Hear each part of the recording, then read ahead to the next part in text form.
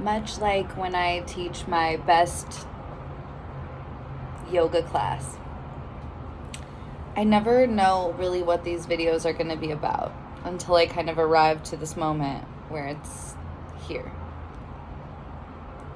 And what I think the noteworthy lesson of today is that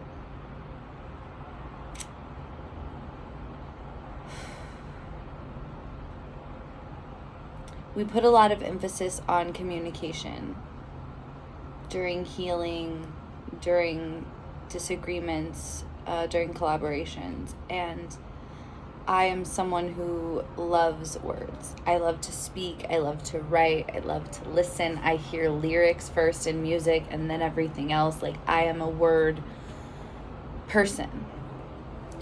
And there are a lot of ways that serves me. I have gotten jobs in completely random career fields by cover letters and emails. Like, I can write my way into something if my heart is behind it. I know how to use my words for good or for evil, but I have to have my heart in it. There have been plenty of times in the past where words have failed or wronged me very much. Because I value words that I receive are taken very deeply. And also, when I have previously operated from places of pain, the words that I chose and that I used were also intended to bring pain, which is shitty. And I think as I evolved as a yogi, as a woman, as a person of empathy and compassion, I was very aware that I did not want to bring pain to others, that I did not want to allow my pain to get so great that it could spill onto others and hurt them. It's not okay.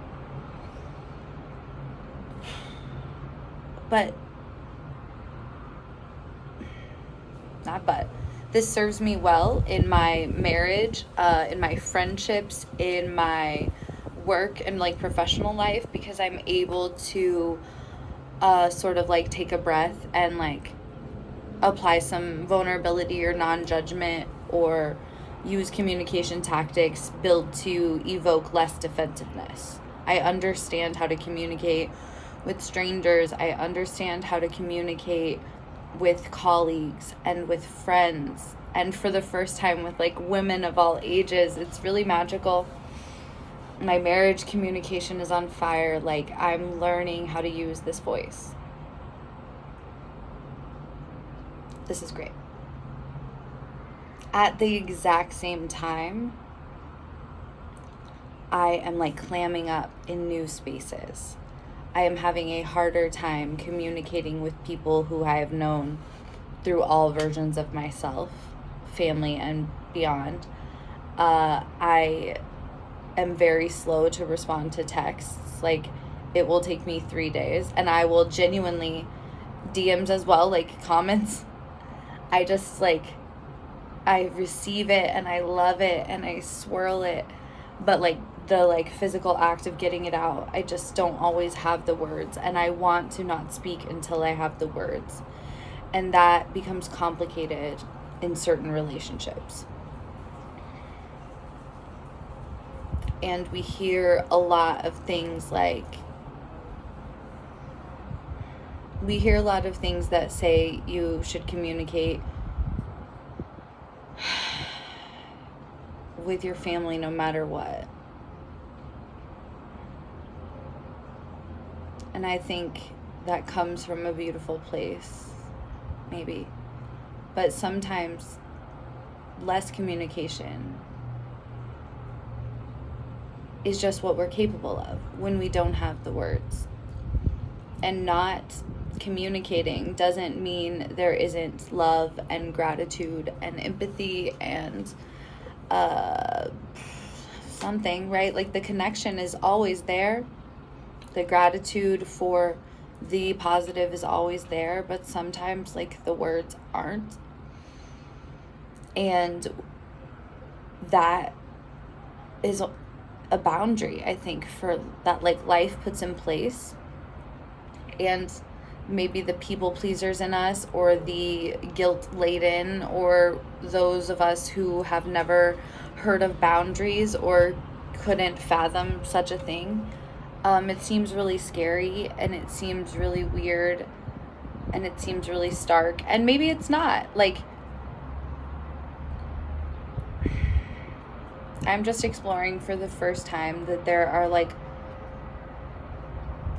times where we speak and times where we just rest. And that doesn't have to mean trouble, it just means rest. You, I, we, your family, your friends, like, people are allowed to take pauses. People are allowed to take 3 days to respond to a text. People are allowed to dive into themselves and then reemerge. And so long as they're not being super shitty in the process, then like, it doesn't have to be a thing. I think this is getting rambly and lost because I'm just not in my words in this subject. And that's my biggest like healing struggle right now. So I guess that's why it's a relevant video, is because like I have a lot of answers for a lot of things right now, and I love talking about it, and I love getting questions, and I love yoga classes and connections, and like, so much is feeling fire in how my heart is healing and beating forward, and I'm growing into my voice. And then like little pieces of life just are moving at like beyond turtle pace. And that is happening in categories where I was the hare. And now my body's like the turtle. And it feels right in my heart. But my brain is just like feeling rattled, and my words are less. And so I'm having to meet myself where I am. I'm having to build this like space of love and okayness within myself, and trust that it will be received by people who see me and love me and want the best for me. And that if it's not, that's like a universe boundary, that's a growth moment, that's a whatever it is. I cannot control people's reactions to me. I've never been able to, but I've been trying real fucking hard. So I release that. I release the need to over-explain. I release the need to always have the words. I accept myself as a human being who is striving for growth and evolution and joy and mutual kindness and compassion. And if I am faulted for that on this journey by people close or far, that is out of my control. That is not my circus, as my dear friend Maggie would say, and it's definitely not my monkey. So I am just gonna focus on what's happening in this chaos right here, and I'm gonna love myself all the way through it. And I am going to invite you, wherever you are in your journey, to do the same, whether that's with beautiful words or quiet places. It's all part of the path back to ourselves.